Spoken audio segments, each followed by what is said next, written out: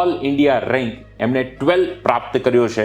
આવા જેનિલભાઈ સાથે આપણે મુલાકાત કરવાના છે. ઘણા મિત્રોને આઈએફએસ અને આજે ઇન્ડિયન ફોરેસ્ટ સર્વિસ મેજર મોટો શું ડિફરન્સ છે? ત્યારે ફોરેસ્ટમાં એવું નથી હોતું. ફોરેસ્ટમાં જે સાયન્સ અથવા તો એન્જિનિયરિંગ બેકગ્રાઉન્ડમાંથી ગ્રેજ્યુએશન કર્યું હોય તો તેને તે ફોરેસ્ટ સર્વિસમાં એલિજિબલ ગણે છે. કેન્ડિડેટ્સ હોય છે એના પેરેન્ટ્સના માઇન્ડમાં જે મિથ છે કે જે આપણે યુટ્યુબમાં વિડીયો જોઈ રહ્યા છીએ ઇન્ટરવ્યુના, એવી રીતના તે યુપીએસસીમાં ક્વેશ્ચન પૂછાતા હોય તો એ 100% સત્ય નથી. કે યુપીએસસી 2022નું જે સિવિલ સર્વિસીસનું જે પરિણામ આવ્યું એની અંદર જેનિલભાઈ સિલેક્ટ નથી થયા, પાસ નથી થયા. આપણે એમાં સિવિલ સર્વન્ટમાં જવું તો હોય પણ એ તમારાથી ક્લિયર થાય કે નહીં એ વધારે ઇમ્પોર્ટન્ટ છે. અને જે અમુક ડિસ્ટ્રેક્શન છે સોશિયલ મીડિયા કે એવું, તો એને તમે લિમિટ કરી શકો દિવસમાં. અને એમાં તે સરદાર ધામનો એક મુખ્ય રોલ એ પણ છે કે તમને એવું ગ્રુપ પ્રોવાઈડ કરે કે તે આવા સમયમાં તમને મોટિવેશન આપે. નમસ્તે મિત્રો, યુપીએસસીના ટોપર મિત્રો સાથે આપણે ચર્ચા કરી રહ્યા છે. પરંતુ મિત્રો આજે જે વ્યક્તિત્વ સાથે મુલાકાત કરવા જઈ રહ્યા છે ભાઈ જેનિલભાઈ દેસાઈ, આ ઇન્ટરવ્યુ કંઈક વિશેષ છે, આ ઇન્ટરવ્યુ કંઈક અલગ છે અને આપને પણ કંઈક અલગ ઇન્ફોર્મેશન ચોક્કસથી મળશે. જેનિલભાઈની જો વાત કરીએ તો તમે યુપીએસસી ની અંદર આઈએએસ સાંભળ્યું હશે, આઈપીએસ સાંભળ્યું હશે, આઈએફએસ સાંભળ્યું હશે કે ઇન્ડિયન ફોરેન સર્વિસીસ. પણ અત્યારે જે આપણે વાત કરવા જઈ રહ્યા છે જેનિલભાઈ દેસાઈનું, તો હમણાં જે રિઝલ્ટ ડિક્લેર થયું છે, અમે અત્યારે જે ઇન્ટરવ્યુ શૂટ કરી રહ્યા છીએ, આજની જે તારીખ છે 1 જુલાઈ છે. મિત્રો સૌભાગ્યવશ આજે જ એમનું 12 વાગ્યા પછી હમણાં જસ્ટ રિઝલ્ટ ડિક્લેર થયું છે અને અત્યારે જેનિલભાઈ સાથે આપણે ચર્ચા કરી રહ્યા છે. ઇન્ડિયન ફોરેસ્ટ સર્વિસીસ આઈફોસ ની અંદર આખા ભારતમાં ઓલ ઇન્ડિયા રેન્ક એમણે 12 પ્રાપ્ત કર્યો છે. 12મા નંબરની સાથે એમણે સફળતા પ્રાપ્ત કરી છે. અને આવા જેનિલભાઈ સાથે આપણે મુલાકાત કરવાના છીએ. આ ઇન્ટરવ્યુ ખૂબ જ લર્નેબલ થવાનું છે, ખૂબ જ ઇન્સ્પિરેશનલ આ જર્ની રહેવાની છે. આ ઇન્ટરવ્યુને એન્ડ સુધી જરૂરથી જોજો અને ખાસ સમજવાનો, સાંભળવાનો પ્રયાસ કરજો. છતાં પણ કોઈ પ્રશ્ન થાય તો અમને કોમેન્ટના માધ્યમથી આપ પૂછજો. જેનિલભાઈ, આપનું સૌપ્રથમ તો હાર્દિક સ્વાગત છે આ પ્લેટફોર્મ પર. અને આપનો એક ટૂંકમાં પરિચય, આપનું એક જે સફર રહી છે એ સફર ઉપર દર્શક મિત્રો સાથે વાત કરો તો શું કહેશો? મારું નામ દેસાઈ જયનિલ. હું સુરતનો રહેવાસી છું અને મારું મૂળ વતન જીરા ગામ અમરેલી ડિસ્ટ્રિક્ટમાં છે. મેં 2020માં સુરતમાંથી એસવીએનઆઈટીમાંથી મિકેનિકલમાં ગ્રેજ્યુએશન કર્યું અને મારો કોલેજ દરમિયાનથી તે સિવિલ સર્વિસમાં આવવાનું હેતુ ફિક્સ હતો. બરાબર છે. તો ત્યારબાદ મેં એક વર્ષ મેં જાતે પ્રિપેરેશન કરેલી અને પછી 2021 થી મેં યુપીએસસીના અટેમ્પ આપવાનું શરૂ કર્યું. અને યુપીએસસી નું સેકન્ડ અટેમ્પમાં મેં ઇન્ટરવ્યુ પણ આપેલું અને ફોરેસ્ટ સર્વિસમાં મારો સેકન્ડ અટેમ્પ હતો. રાઈટ છે. તો આપે યુપીએસસી સિવાય બીજી અન્ય કોઈ પરીક્ષાઓ કેટલી વાર અને કેવી રીતે આપી છે પણ જરા આપ જણાવો તો. યુપીએસસી અને ફોરેસ્ટ અટેમ્પ બેયના મેં બે અટેમ્પ આપેલા છે. આ ઉપરાંત મેં જીપીએસસી નું પણ એકવાર ઇન્ટરવ્યુ આપ્યું હતું પણ એનું ફાઇનલ મેરિટમાં મારું 2 માર્ક્સથી રહી ગયું હતું. રાઈટ, બરાબર છે. મિત્રો યુપીએસસી ની અંદર અત્યારે જે એમણે સફળતા પ્રાપ્ત કરી છે, સૌપ્રથમ જેનિલભાઈ જો આપણે વાત કરીએ કે તમે જે ફોરેસ્ટ સર્વિસીસમાં જે સફળતા પ્રાપ્ત કરી છે, આ શું ડિફરન્સ છે? કેમ કે ઘણા મિત્રોને આઈએફએસ અને આ જે ઇન્ડિયન ફોરેસ્ટ સર્વિસ આ ઘણું બધું ક્યાંક એમને સવાલો થઈ રહ્યા છે, તો એના ઉપર આપણે ચર્ચા કરીએ તો મેજર મોટો શું ડિફરન્સ છે બંનેમાં? પહેલી વાત કહો, મતલબ ઇન્ડિયામાં 3 ઓલ ઇન્ડિયા સર્વિસ છે કે જેમાં કેડર બેઝ એલોકેશન થાય. એક ઇન્ડિયન એડમિનિસ્ટ્રેટિવ સર્વિસ અને બીજી ઇન્ડિયન પોલીસ સર્વિસ, કે જે બેના નામ બધાએ સાંભળેલા જ હોય છે. પણ ત્રીજી સર્વિસ છે ઇન્ડિયન ફોરેસ્ટ સર્વિસ. ઓકે. તો એનું નામ ઘણા ખરા લોકોએ સાંભળેલું હોય. જેમ કે મારા કેસમાં પણ જ્યારે હું પહેલો અટેમ્પ આપતો હતો ત્યારે મેં ફોરેસ્ટ સર્વિસનું ફોર્મ તો ભર્યું હતું પણ મને ખ્યાલ નહોતો કે એક્ઝેક્ટ આ સર્વિસમાં શું હોય છે. ઓકે. એ ટાઈમ આપતા હોવા છતાં પણ બીજા ટાઈમમાં જ્યારે મારું પ્રિલિમ ક્લિયર થયું ત્યારે મેં એ વિશે માહિતી મેળવી ફોરેસ્ટ સર્વિસ વિશે. તો મેઇન ડિફરન્સ એ છે કે આઈએએસ તો કે વહીવટી શાખા છે, ગવર્મેન્ટના અલગ અલગ ડિપાર્ટમેન્ટ હોય છે, ડિસ્ટ્રિક્ટ મેજિસ્ટ્રેટ, કલેક્ટર તે તમે જોવો છો જે આઈએએસ હોય છે. આઈપીએસ તો એ પોલીસ વિભાગમાં કામ કરે છે. જ્યારે આઈએફએસનું મુખ્ય કાર્ય હોય છે કે ફોરેસ્ટ કન્ઝર્વેશન માટેનું. અને તમે તમારા વિસ્તારમાં જેમ કે નેશનલ પાર્ક હોય, વાઇલ્ડ લાઇફ સેન્ચ્યુરી હોય, એ જોવો છો તેનું જે મેનેજમેન્ટ હોય છે તે ઇન્ડિયન ફોરેસ્ટ સર્વિસના હાથમાં હોય છે. રાઈટ. મેઇન ડિફરન્સ આવડો છે. અને ખાસ કરીને જેનિલભાઈ જો જોવા જઈએ, તમે જે ડિફરન્સની જે વાત કરી છે, પણ એક્ઝામ પોઈન્ટ ઓફ વ્યૂથી ક્યારથી એ અલગ થઈ જાય છે અને કેવી રીતે એમાં બદલાવ આવતો હોય છે કમ્પેર ટુ યુપીએસસીના પ્રિલિમ્સ, મેઇન્સ અને ઇન્ટરવ્યુ કરતામાં શું ડિફરન્સ હોય છે? સો ફોરેસ્ટ સર્વિસની આખી એક્ઝામની પ્રોસેસ 3 ભાગમાં હોય છે: પ્રિલિમિનરી, મેઇન્સ અને ઇન્ટરવ્યુ. અને આ એક્ઝામ પણ યુપીએસસી દ્વારા તે કન્ડક્ટ કરવામાં આવે છે. અને પ્રિલિમિનરી એક્ઝામ યુપીએસસી અને ફોરેસ્ટ સર્વિસ બેની સેમ હોય છે, પણ ફોરેસ્ટ એક્ઝામનું કટ ઓફ થોડુંક વધારે હોય છે, જેમ કે 15 થી 20 માર્ક વધારે હોય છે. ઓકે. તો જ્યારે તમારું ફોરેસ્ટ સર્વિસનું જે પણ કટ ઓફ ક્લિયર થઈ જાય તો તમને બેની મેઇન્સ પછી સેપરેટ હોય છે. બરાબર. ત્યારથી એ સેપરેટ થઈ જાય છે કે આઈફોએસની મેઇન્સ અલગ અને સિવિલ સર્વિસની મેન્સ અલગ. પછી ત્યારે તમારે ફોરેસ્ટની મેન્સ આપો અને ઇન્ટરવ્યુ પણ બેના સેપરેટ હોય છે. રાઈટ છે. તો આમાં જે મેન્સ છે એ આપણી યુપીએસસીની સિવિલ સર્વિસીસની મેન્સ કરતાં કેવી રીતે અલગ પડતી હોય છે? સબ્જેક્ટ્સ પેટર્ન એક મેન્સની અને ઇન્ટરવ્યુની શું પેટર્ન રહેતી હોય છે? મેન્સમાં ટોટલ 6 પેપર હોય છે.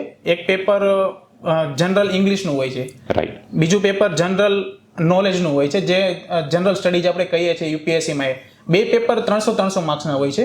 બરાબર. પછી 4 પેપરમાંથી 2 ઓપ્શનલના 2 પેપર હોય છે 200 માર્ક્સના. ઓકે. તો એમાં તમારે 10 થી 12 ઓપ્શનલ છે, જેમ કે મેથેમેટિક્સ છે, ફોરેસ્ટ્રી, જીઓલોજી, એગ્રીકલ્ચર, પછી એનિમલ હસબન્ડરી. એમાંથી તમારે કોઈ પણ 2 ઓપ્શનલ સિલેક્ટ કરવાના હોય છે. બરાબર છે. એ ટોટલ 1400 માર્ક્સ થાય છે. જ્યારે આના ઇન્ટરવ્યુ એનું વેઇટેજ હોય છે 300 માર્ક્સ. તો ટોટલ ફાઇનલ તમારું 1700 માર્ક્સમાંથી તમારું મેરિટ બને છે. રાઈટ. અને અશોકભાઈ, મેન એક ડિફરન્સ હું કહેવાનો રહી ગયો કે યુપીએસસીમાં એવું હોય છે કે જે લોકો ગ્રેજ્યુએશન કોઈ પણ ફિલ્ડમાં કરે તો તેને યુપીએસસીમાં એલિજિબલ થઈ જાય. જ્યારે ફોરેસ્ટમાં એવું નથી હોતું. ફોરેસ્ટમાં જે સાયન્સ અથવા તો એન્જિનિયરિંગ બેકગ્રાઉન્ડમાંથી ગ્રેજ્યુએશન કર્યું હોય તો તેને તે ફોરેસ્ટ સર્વિસમાં એલિજિબલ ગણે છે. ફોર એક્ઝામ્પલ, કોઈએ પીએસઆઈઆરમાં બેચરલ ઓફ આર્ટ્સ કર્યું હોય તો તે ફોરેસ્ટ સર્વિસમાં એલિજિબલ નહીં થતા. બરાબર છે. એટલે સાયન્સ સ્ટ્રીમના અને એમાં પણ ખાસ કરીને એ ગ્રુપ સાયન્સમાં જેમ કે બોટની, એનિમલ હસબન્ડરી હોય એ બધું ચાલે છે. અને એન્જિનિયરિંગ ફિલ્ડ્સ ઓલમોસ્ટ ચાલે છે, જેમ કે સિવિલ્સ, મિકેનિકલ, કેમિકલ. ઓકે. તો જે મેડિકલ ફિલ્ડ છે, જેમનું બી ગ્રુપ ડેડિકેટેડ બાયોલોજી હોય છે, એ એપ્લાય કરી શકે કે ન કરી શકે? મેડિકલ ફિલ્ડનો તો એક્ઝેક્ટ મને આઈડિયા નથી, પણ આ યુપીએસસીની વેબસાઇટ ઉપર એનું એલિજિબલ લિસ્ટ છે, જે કે નોટિફિકેશન આવે ને એમાં એ એલિજિબલ ક્રાઇટેરિયા છે. રાઈટ છે. પણ ઇન શોર્ટ, કોમર્સ અને આર્ટ્સના વિદ્યાર્થીઓ આ ફિલ્ડની અંદર એ ફાઇનલ છે કે નથી? એ ફાઇનલ છે. એપ્લાય તમે ન કરી શકો. જ્યારે યુપીએસસીની અંદર એની ગ્રેજ્યુએટ એપ્લાય કરી શકતા હોય છે. તો ખાસ કરીને જે તમે આ ડિફરન્સની વાત કરી છે, મેન્સની જે વાત કરી છે, સબ્જેક્ટ તો અહીંયા ઓપ્શનલ જે સબ્જેક્ટ છે એનું સિલેક્શન તમને થોડું અલગ મળતું હોય છે, એમાંથી તમારે સિલેક્ટ કરવાના રહેતા હોય છે. ઇન્ટરવ્યૂ પ્રોસેસ પણ, કેમ કે તમે યુપીએસસીમાં પણ ઇન્ટરવ્યૂ આપ્યું છે અને ફોરેસ્ટમાં પણ તમે ઇન્ટરવ્યૂ આપ્યું છે, તો તમે બહુ સારી રીતે એમને સમજાવી શકો કે બંનેમાં શું મેજર ડિફરન્સ હોય છે? લાર્જલી કોઈ ડિફરન્સ એવો કંઈ ખાસ હોતો નથી. કેમ કે જે બોર્ડ્સ હોય છે, મતલબ બંનેના ઇન્ટરવ્યુ તો યુપીએસસી બોર્ડ્સ કન્ડક્ટ કરે છે, જેમાં મેમ્બર, ચેરમેન જે હોય છે તે યુપીએસસીના મેમ્બર હોય, તે પણ સેમ જ હોય છે. જ્યારે એક ડિફરન્સ હોય છે જેમાં યુપીએસસી સિવિલ્સના ઇન્ટરવ્યુમાં 5 મેમ્બર હોય છે, ફોરેસ્ટના ઇન્ટરવ્યુમાં 4 મેમ્બર હોય છે. જ્યારે આપણે એક્સપેક્ટ કરી શકીએ કે ફોરેસ્ટના ઇન્ટરવ્યુમાં 1 અથવા તો 2 મેમ્બર તે ફોરેસ્ટ સર્વિસ સાથે સંકળાયેલા હોય છે. અને જે પ્રકારના ક્વેશ્ચન પૂછે છે તો ઓલમોસ્ટ બેઝિક ક્વેશ્ચન્સ હોય છે, જેમ કે કરંટ અફેર ઉપર, પછી તમારી પોતાનું એજ્યુકેશન બેકગ્રાઉન્ડ ઉપર, તમારી હોબી ઉપર, અથવા તો તમારું જે સ્ટેટ હોય છે એના ઉપર એ ક્વેશ્ચન સેમ આવે છે. પણ જે ફોરેસ્ટ સર્વિસ ને સાથે સંકળાયેલા જે મેમ્બર હોય છે એ તમને ફોરેસ્ટ્રી ઉપર, એન્વાયરમેન્ટ ઉપર, વાઇલ્ડ લાઈફ પ્રોટેક્શન ઉપર, એ ઉપર તમને ક્વેશ્ચન પૂછી શકે, એનર્જી ઉપર, કોલ ઉપર. બરાબર છે. એ ઉપર ક્વેશ્ચન, એ થોડોક એક ડિફરન્સ આમાં ગણાય છે. ડેડિકેટેડલી ફોરેસ્ટ વિભાગને લગતા સવાલો આવતા હોય છે. ઇન્ટરવ્યુનો તમારો જે અનુભવ રહ્યો છે, 1-2 પ્રશ્નો ફોરેસ્ટમાં આપને જે પૂછાયા છે એ આપ શેર કરી શકો તો? જેમ કે મારું સ્ટેટ ગુજરાત છે, તો ગુજરાતમાં જેટલા national park, wildlife sanctuary હોય એ અમે ફોરેસ્ટ માટે ઇન્ટરવ્યુ માટે પ્રિપરેશન કરતા હોઈએ છીએ. તો આ વખતેના ઇન્ટરવ્યુમાં મને એક ક્વેશ્ચન પૂછ્યો હતો કે જેમ કે ચિત્તાનું રિલોકેશન, આપણે નામીબિયાથી, સાઉથ આફ્રિકાથી ચિત્તા આપણે મધ્યપ્રદેશના કુનો નેશનલ પાર્કમાં લાવ્યા હતા. તો એને મને પૂછ્યું કે જો તારે ગુજરાતમાં એને રિલોકેટ કરવા હોય તો તું કયું એવું પ્લેસ છે કે જ્યાં રિલોકેટ કરીશ? એક સવાલ હતો. બીજો સવાલ હતો કે વેલાવદર નેશનલ પાર્ક, જે આપણું વેલાવદર નેશનલ પાર્ક સૌરાષ્ટ્રમાં આવેલું છે, તો તેના વિશે સવાલ હતો. પછી કોલ વિશે, ઇન્ડિયન કોલ ઇમ્પોર્ટ કેટલું થાય છે અને એમાં વોટર હાર્વેસ્ટિંગ, એ વિશે સવાલ આવ્યા હતા. યસ છે. મિત્રો, ખૂબ સરસ મજાનો સંવાદ જ્યારે ચાલી રહ્યો છે, ઇન્ટરવ્યુની જે આપણે વાત કરી રહ્યા છે, પણ મોટાભાગે યુટ્યુબ પર અલગ અલગ શોર્ટ્સ વિડીયો, અલગ અલગ વિડીયોના માધ્યમથી વિદ્યાર્થીના મગજમાં એક ઇન્ટરવ્યુને લઈને કંઈક એક અલગ જ હાવ જ્યારે ઊભો થતો હોય છે. તમે ઘણીવાર એ ઇન્ટરવ્યુ ફેસ કર્યા છે, આપ રિયાલિટીથી વાકેફ છો, તો આપ વિદ્યાર્થીને ગાઈડ કરો તો એ માટે શું કહેશો? પહેલી વાત તો કે જે મિથ બની ગયું છે, જે લોકોના માઇન્ડમાં અથવા તો જે કેન્ડિડેટ્સ હોય છે એના પેરેન્ટ્સના માઇન્ડમાં જે મિથ છે કે જે આપણે યુટ્યુબમાં વિડીયો જોઈ રહ્યા છીએ ઇન્ટરવ્યુના, એવી રીતના તે યુપીએસસીમાં ક્વેશ્ચન પૂછાતા હોય, તો એ 100% સત્ય નથી. યસ.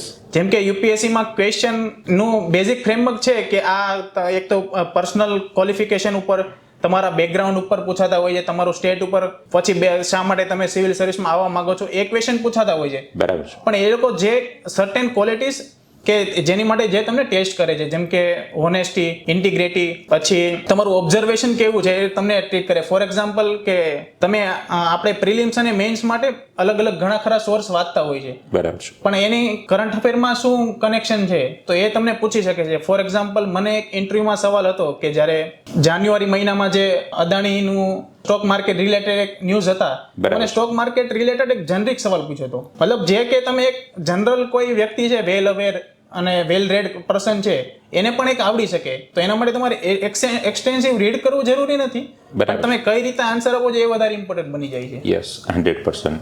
અને આ યાત્રામાં જ્યારે વિદ્યાર્થીઓ લાગતા હોય છે, પહેલેથી જ જો એમનો ફોરેસ્ટ એક ગોલ લઈને ચાલતા હોય છે, તો એ મિત્રોએ ડેડિકેટેડલી કેવી રીતે એમના ડ્યુરિંગ ધ ગ્રેજ્યુએશન 11-12થી એ વિદ્યાર્થીઓ કેવી રીતે આ બાબત પર વિશેષ પ્રેક્ટિસ અને આગળ જઈ શકતા હોય છે. સો પહેલી વાત તો આપણે વાત કરીએ એમ કે ગ્રેજ્યુએશન સબ્જેક્ટ એ તમારો સાયન્સ અથવા તો એન્જિનિયરિંગ હોવો જોઈએ. અને બીજી વાત, ફોરેસ્ટ સર્વિસ માટે જે લોકો ડેડિકેટલી પ્રિપેર કરતા હોય એની માટે યુપીએસસી અને એનો સિલેબસ ઓલમોસ્ટ સિમિલર છે. પ્રિલિમ માટે તો ઓલમોસ્ટ બંને સેમ જ છે, પણ મેન્સ માટે જે ફોરેસ્ટ રિલેટેડ કોઈ ઓપ્શન સબ્જેક્ટ હોય છે એ એક થોડોક ડિફરન્સ હોય છે, જે આપણે ગ્રેજ્યુએશન પછી પણ આપણે કરી શકીએ. તો મેઇન તો એક ડિફરન્સ છે કે ભાઈ ઓપ્શનલ સબ્જેક્ટ, બાકી તો કોઈ ડિફરન્સ નહીં. બરાબર છે.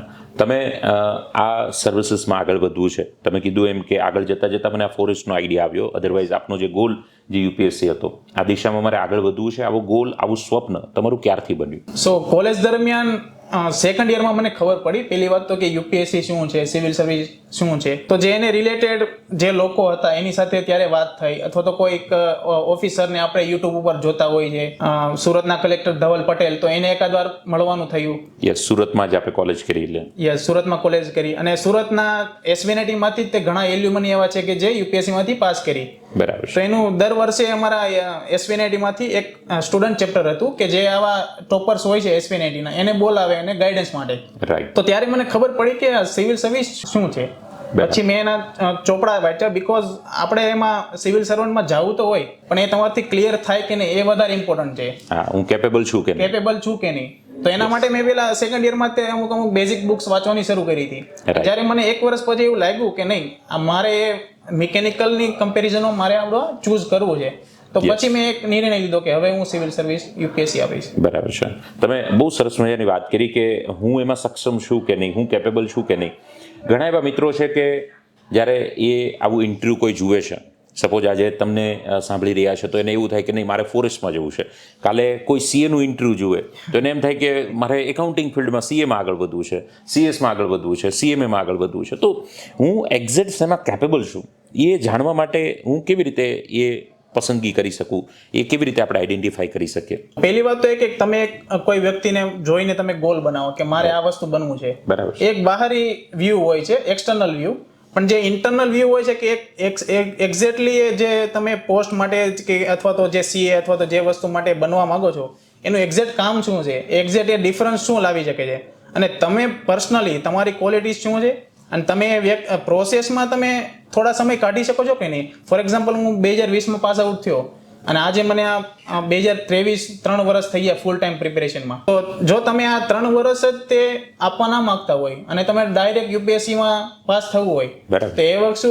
એટલું બધું ઇમ્પોર્ટન્ટ નથી. તો તમે જો પ્રોસેસને એન્જોય કરી શકતા હોય ને તો તમે એવું વિચારી શકો કે મારે આ માટે આગળ વધવું છે. એટલે પહેલાં તો એ પ્રોસેસ કેટલી ટફ છે, પ્રોસેસ એક્ઝેક્ટ શું છે, એમાં શું આવતું હોય છે, અને પછી તમને આઈડિયા આવે કે ભાઈ હા તમે પ્રયાસ એવો ચોક્કસ કરો કે ફર્સ્ટ એટેમ્પ પહેલા જ વર્ષમાં થઈ જાય, પણ નથી થતું તો એના માટે તમે કેટલું રાહ જોવા તૈયાર છો, એટલી ધીરજ તમારી અંદર છે કે નહીં. આ બધા જ પ્લસ અને માઇનસને તમે જો એક એનાલિસિસના રૂપમાં કરો તો કદાચ મારો જવાબ ના હોઈ શકે, તમારો જવાબ હા પણ હોઈ શકે. જરૂરી નથી કે બધાના આન્સર સેમ હોય, બધાની લાઇક બધાની ડિસલાઇક સેમ હોય છે. ઘરના 5 સભ્યો, ઇવન મારી પોતાની 5 આંગળીઓ પણ સરખી નથી હોતી, તો બધાનું એ એક માઇન્ડસેટ મેચ કરવું થોડું ડિફિકલ્ટ થતું હોય છે. એસ્પિરન્ટ સાથે આપણે મુલાકાત કરવાનો હેતુ એ છે કે તમે જો આ દિશામાં આગળ વધવા ઈચ્છતા હોય તો તમારા માટે એક ચોક્કસથી પ્રેરણારૂપ સાબિત થઈ શકે, એ માટે આપણે સક્સેસફુલ એસ્પિરન્ટ સાથે મુલાકાત કરતા હોઈએ છીએ. આપણે જો વાતની ચર્ચાને આગળ વધારીએ તો તમે સરદારધામના એક વિદ્યાર્થી તરીકે ફરજ બજાવી રહ્યા છો, કામ કરી રહ્યા છો અને અહીંયા મહેનત આપ કરી રહ્યા છો, તો તમારી આ સફળતામાં સરદારધામ અને એમના ટ્રસ્ટી મિત્રોનો કેવો સપોર્ટ રહ્યો અને કેવું એક એમનું રોલ રહ્યો આપની આ સફળતામાં? સરદારધામમાં હું જ્યારે 2 વર્ષ પહેલા સરદારધામ જે રિંગ રોડ ઉપર છે એ શરૂ થયું તો હું ત્યારથી છેલ્લા 2 વર્ષથી સરદારધામમાં રહું છું. અને મેઇન વસ્તુ તો એ છે કે આ પ્રિપેરેશનની જર્ની લાંબી છે. જેમ કીધું કે 3 વર્ષ પણ લાગે, 4 વર્ષ પણ લાગે. તો પહેલી વાત તો તમને ફાઇનાન્શિયલી એક બર્ડન ના થાય, તમારા પેરેન્ટ્સ ઉપર બર્ડન ના થાય, એ માટે ઘણું ખરું હેલ્પ થયું. બીજી વાત કે જે ઘણી કઈ ફેસિલિટી છે, જેમ કે લાઇબ્રેરી છે, ફેર રૂમ છે, જમવાનું ને એવું રહેવાનું બધું છે, એ material resources. For example interview માટે મારું આ ફોરેસ્ટનું ઇન્ટરવ્યૂ હતું, તો એની માટે ઉચ્ચ કક્ષાના ફોરેસ્ટ ઓફિસરો એને મોક ઇન્ટરવ્યૂ માટે બોલાવ્યા હતા. રાઈટ. તો એ વસ્તુ જે મતલબ ફેસિલિટીઝ છે એ સરદારધામ પ્રોવાઈડ કરે છે. સેકન્ડ વસ્તુ એ છે કે જે સપોર્ટ, મેન્ટલી સપોર્ટ, બિકોઝ આ જર્ની બહુ લાંબી હોય છે, તો ઘણીવાર આપણે થાકી જઈએ છીએ. તો એના માટે જો ઘરે રહેતા હોય તો આપણે એકલા થઈ જાય પ્રિપરેશનમાં, પણ અહીંયા એક તમને ઇકોસિસ્ટમ માહોલ પ્રોવાઈડ કરે. ફોર એક્ઝામ્પલ અહીંયા અમે 4-5 જણાનું ગ્રુપ છે તો ફ્રેન્ડનું, તો જ્યારે કોઈ એકબીજા લો ફીલ કરતા હોય તો એકબીજાને સપોર્ટ કરીએ, કોઈને કંઈ જરૂર હોય, સ્ટ્રેટેજીમાં બદલાવ હોય તો એ કરીએ. અને ત્રીજી વસ્તુ હું કહેવા માંગુ તો અહીંનો જે સ્ટાફ છે, જેમ કે વહીવટી સિવિલ સર્વિસ કેન્દ્રનો જે સ્ટાફ છે, પછી અહીંના ચેરમેન હોય મીના સર, ઝાલાવડિયા સર હોય, અથવા તો પ્રમુખ સેવક ગગજીભાઈ હોય, તો એનો સપોર્ટ વારંવાર મળતો રહે. એ લોકોને 1-2 મહિનામાં એ ઇન્ટરેક્શન કરતા જ રહે સ્ટુડન્ટ સાથે કે તમને કઈ જોઈએ છે, તમને શું વસ્તુ ઘટે છે.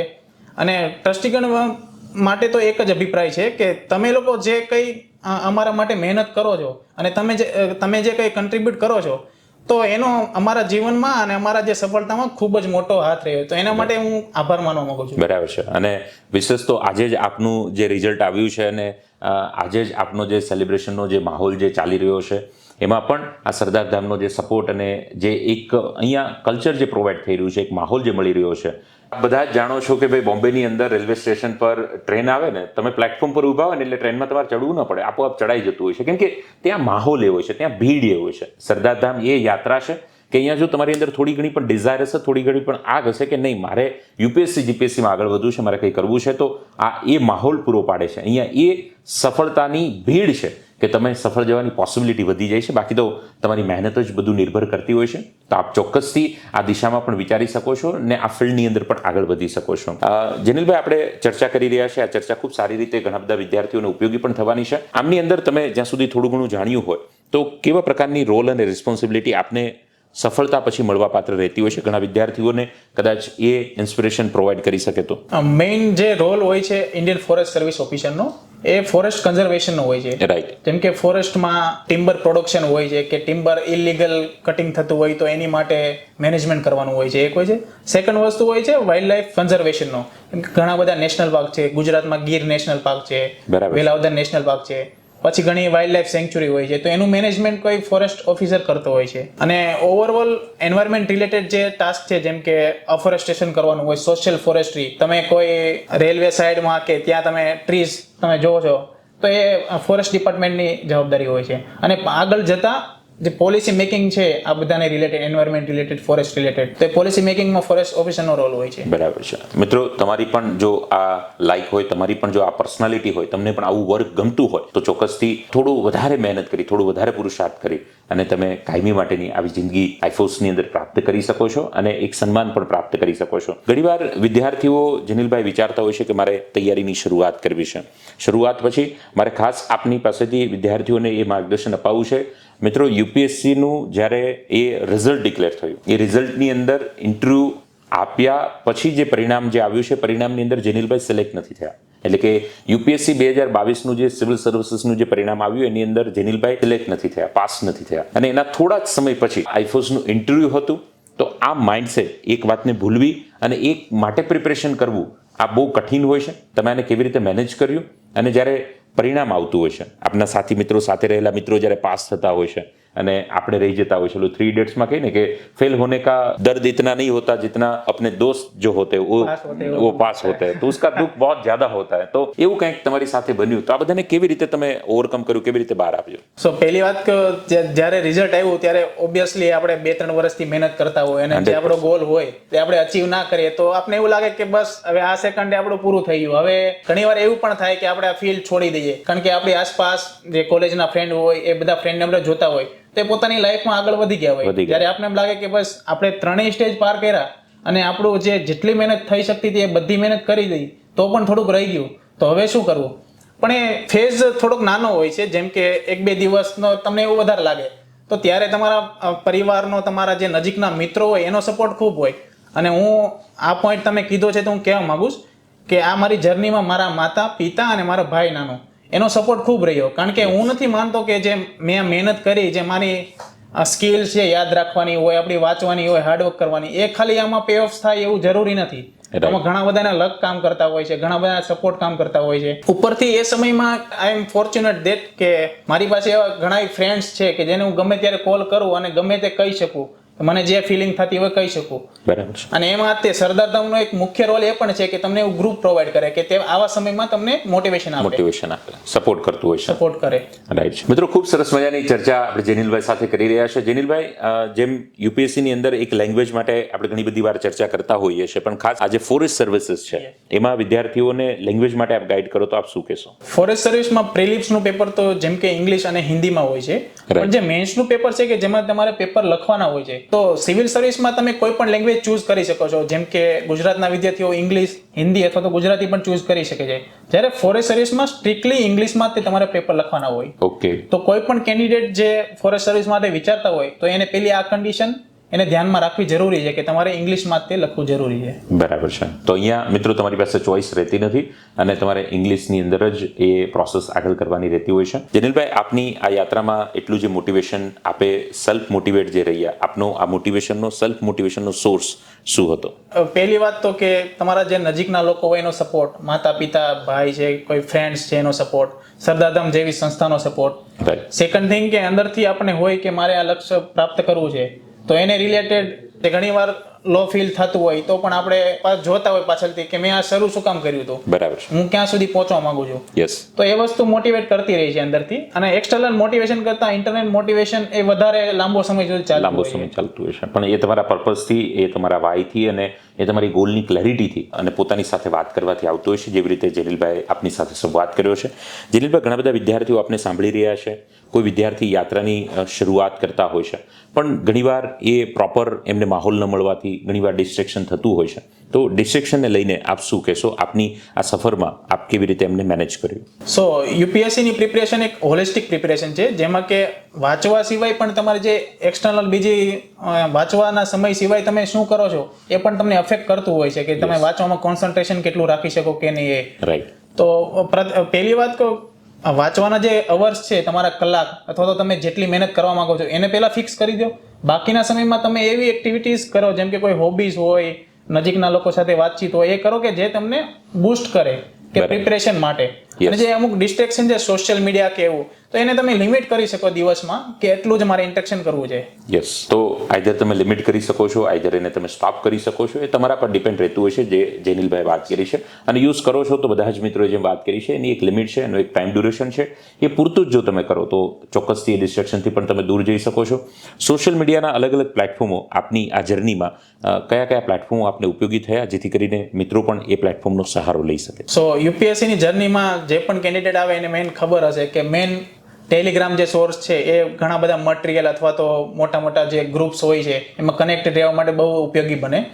Second thing, YouTube. તો ઘણા એવા કોન્સેપ્ટ હોય છે, ઘણા એવા વિડીયો લેક્ચર હોય છે કે જે યુટ્યુબ ઉપર અવેલેબલ હોય છે. બરાબર. And third thing, WhatsApp. પણ વોટ્સએપ પ્રિપેરેશન કરતા કે તમને કનેક્ટેડ રહેવામાં વધારે હેલ્પ થશે. મેઇન તો ટેલિગ્રામ અને યુટ્યુબ, એ બે સોશિયલ મીડિયા પ્લેટફોર્મ હેલ્પ કરે, ઉપયોગી ખાસ કરીને થઈ શકતું હોય છે. તમારી આ સફળતાની જર્નીના જે બુક સોર્સ છે એ બુક સોર્સ કેવા હતા અને કયા હતા? સો સ્ટાન્ડર્ડ જે સબ્જેક્ટ છે એની માટે મેં સ્ટાન્ડર્ડ બુક્સ જ યુઝ કરેલી. જેમ કે પોલિટી માટે લક્ષ્મીકાંત હોય છે, એન્વાયરમેન્ટ માટે શંકર આયુષની બુક હોય છે, મોડર્ન હિસ્ટ્રી માટે સ્પેક્ટ્રમ. પછી મેઇન વસ્તુ એ છે કે એનસીઆરટીઝ જે સબ્જેક્ટની અવેલેબલ હોય 6 થી 12 સુધીની, એ એનસીઆરટીઝ. પ્લસ કરંટ અફેર માટે કોઈ પણ ઇન્સ્ટિટ્યૂટનું તમે એક મેગેઝિન ઉપાડી શકો અને એને તમે રિલિજિયસલી ફોલો કરો, એટલું. બસ તમે એકવાર આ પૂરું કરો પછી તમને જ્યાં લાગે કે લેક્યુના છે તમારી પ્રિપેરેશનમાં, તો એને ઓનલાઈન મટીરિયલ અથવા તો ઓનલાઈન કે વેબ ગૂગલ સર્ચ એનાથી તમે ફિલઅપ કરી શકો અને પછી આગળ એમાં તમે એડવાન્સ પ્રિપેરેશન કરી શકતા હો છો. જેનિલભાઈ, યાત્રાની અંદર આપણે જે બુક સોર્સની વાત કરી, ઇન્ટરવ્યુની પણ વાત શેર કરી, લેંગ્વેજની વાત શેર કરી છે, પરંતુ જે વિદ્યાર્થીઓ અત્યારે આ સાંભળી રહ્યા છે એમને એક ડિરેક્શન મળી રહે એ માટે આપનો એક જે અનુભવ રહ્યો છે એ અનુભવના આધારે આપણે એમને એક મેસેજ આપવો હોય તો આપ શું આપશો? એક હું ટૂંકો જ મેસેજ આપીશ કે બિલીવ ઇન યોર સેલ્ફ. પહેલી વાત તો તમે પોતે કન્વિન્સ થાવ કે મારે આ પ્રિપેરેશન કરી શકું છું અને કરવી છે. રાઈટ. પછી કે તમારે આજુબાજુના લોકોને કન્વિન્સ કરો, બરાબર છે. જેમ કે સપોર્ટિવ પિલર બની શકે. અને ત્રીજી વાત એ છે કે તમને જે આ હું એક જ વર્ડમાં જેને યુપીએસસી ની જર્નીને જો સમૂહ કરી દઉં તો રોલર કોસ્ટર. ક્યારેક તમને પ્રિલિમનું રિઝલ્ટ આવ્યું અને તમારું થઈ ગયું તો એવું લાગે કે નહીં હવે હું બધું ક્લિયર કરી દઈશ. ઇન્ટરવ્યુ સુધી પહોંચી ગયો તો તમને એવું લાગે કે હવે હું કાલે ઓફિસર બની જાય. પણ એવું જરૂરી હોતું નથી. ઘણા લોકો ઇન્ટરવ્યુ એકવાર કોલ આવી ગયો પછી એ લોકો પ્રિલિમ પણ નથી કરી શકતા. તો એક તો પોઝિટિવિટી, સેલ્ફ બિલીફ અને એક હ્યુમિલિટી કે બસ આ એક્ઝામમાં જેટલું તમે બની શકો એટલું આપી દો, પણ રિઝલ્ટ તમારા હાથમાં નથી. યસ. એ બિલીવ રાખવું જરૂરી છે. બરાબર છે. જે આવે છે એને એક્સેપ્ટ કરી અને આગળ વધવાનો જે એક તમારો અભિગમ છે, દ્રષ્ટિકોણ છે, એ ચોક્કસથી કેળવવો જ પડશે. પણ આ બધી યાત્રામાં થોડો સમય કષ્ટી રહેવાની છે, પણ આખી જિંદગીની મસ્તી પણ છે. હું હંમેશા કહું છું કે ચંદ સાલો કી કષ્ટી દેગી પૂરી જિંદગી કી મસ્તી, और ये चंद सालों की मस्ती आपको देगी पूरी जिंदगी की कष्टी. ચોઇસ તમારી છે, ચુનાવ તમારો છે, જીવન તમારું છે. આ બધા મિત્રોના માર્ગદર્શનથી તમે પણ તમારા જીવનમાં એક પોઝિટિવ ઉર્જાની સાથે આગળ વધો એવા વિશ્વાસની સાથે. જૈનિલભાઈના શબ્દો ખૂબ ટૂંકા હતા પણ ઊંડાણ ખૂબ વિશેષ હતું. આ ઊંડાણને આપ સમજી આપ પણ આપના જીવનમાં આગળ વધો એવી શુભકામનાઓ. જૈનિલભાઈ, આપે કિંમતી સમય આપની સાથે બધા જ મિત્રો માટે આપે શેર કર્યો એ બદલ આપનો ખૂબ ખૂબ આભાર. આપના અનુભવનું ભાથું અમારા વિદ્યાર્થીઓની સાથે આપે શેર કર્યું, તેમજ આ બધા જ વિદ્યાર્થી મિત્રોનો પણ ખૂબ ખૂબ આભાર. એવરી ટાઈમ અમારા આ પ્લેટફોર્મ પર આપ આવી રહ્યા છો. વિડીયો આપને પસંદ આવ્યો તો ચોક્કસથી લાઇક કરજો. આપના તૈયારી કરતા મિત્ર સર્કલના ગ્રુપ સુધી ચોક્કસથી આ વિડીયોને શેર કરજો. આ લાગણી, આ ભાવનાઓ, આ તૈયારી, આ સ્ટ્રેટેજી, આ ટિપ્સ, આ રિવિઝન, આ ટાઈમ ટેબલ, આ ફોર્મેટને તમે આગળ લઈ અને વિદ્યાર્થીઓની સાથે શેર કરી શકો છો પ્લેટફોર્મ પર. આ પ્રથમવાર આવ્યા હોય તો ચોક્કસથી ચેનલને સબસ્ક્રાઇબ હજુ સુધી ન કરી હોય તો કરજો. બાજુ પર રહેલા બેલ બટન આપ ક્લિક કરજો. આપના મનમાં મૂંઝવતા પ્રશ્નો હોય ને કોમેન્ટ સેક્શનના માધ્યમમાં કોમેન્ટ કરી અને અમારા સુધી આપ ચોક્કસથી પહોંચાડજો. અમે બનતા એટલા આપના પ્રશ્નો સોલ્વ કરવાનો પ્રયાસ કરશું. એવરી ટાઈમ આપનો આ લાગણીભર્યો પ્રેમ, સાથ અને સહકાર અમને મળી રહ્યો છે બદલ આપના ખૂબ ખૂબ આભારની સાથે thank you very much to all of you. God bless you. Best of bright future. Thank you. જય હિન્દ, જય ભારત.